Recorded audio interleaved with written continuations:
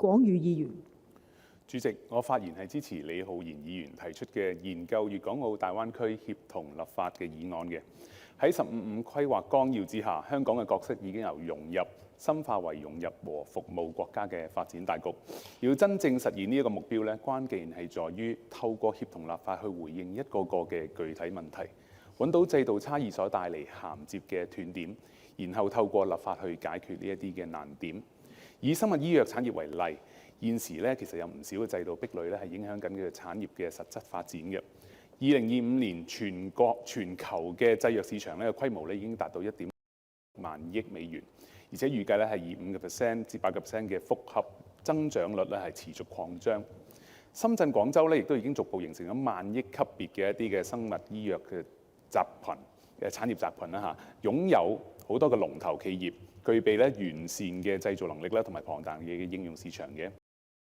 香港具備國際認可嘅科研能力、臨床試驗嘅體系、監管嘅制度同埋國際接軌嘅一個審批嘅標準，理論上粵港澳大灣區嘅生物醫藥產業咧係可以形成一個高度互補、具國際競爭力嘅組合。但係喺現實中咧，其實好多科研嘅成果喺香港走去大灣區等地嘅城市嘅時候咧，往往係面對重複嘅審核啦、數據不能直接使用、科研樣本跨境流動困難嘅問題，令到產業轉化嘅時間咧被大幅拉長，成本亦都顯著上升。所以透過協同立法咧係有絕對嘅需要嘅。以港大研發嘅免疫隱形豆泡為例，呢個技術咧其實透過呢個基因基因嘅一個嘅編輯改造幹細胞，令到佢喺人體內咧避免排斥。器官嘅移植咧，直情係往後咧，如果做得到嘅話，就無需再去配型啦，唔需要終生服藥。呢啲咁嘅優勢咧，其實如果轉化做服務灣區嘅實效咧，我哋要解決一個核心問題，就係點樣做好銜接。我建議喺協同立法嘅框架下咧，優先推進以下3個方向嘅。第一，推動臨床試驗數據互認立法。目前咧，香港認可嘅一個臨床數據咧，喺內地嘅監管藥監部門咧係需要重新去審查嘅。如果臨床嘅數據唔可以喺內地直接使用咧，我哋會大幅增加企業喺產業化嘅成本啦，同埋審批嘅時間。香港嘅標準嘅臨床數據咧，其實已經係做得好好嚇。咁我哋亦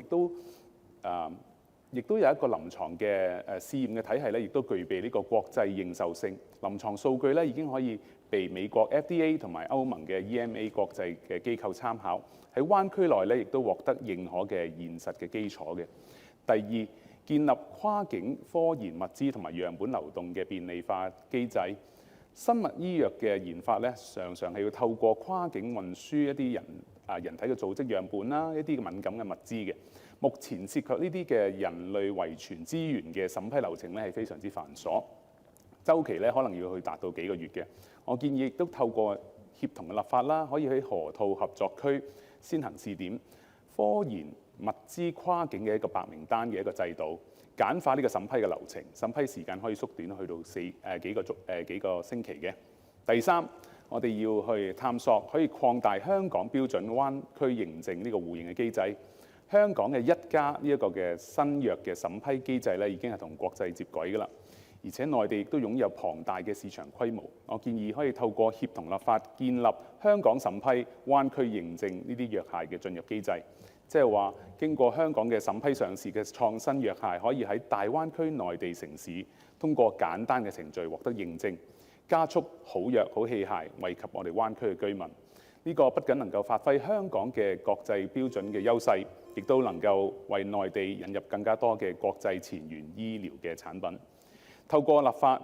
關鍵不在於形式上嘅協同，而係在於能否解決實際嘅問題，釋放制度嘅紅利。唯有咁樣，香港先至可以以一國兩制真正以服務融入國家嘅發展大局。本人謹此致辭，多謝主席。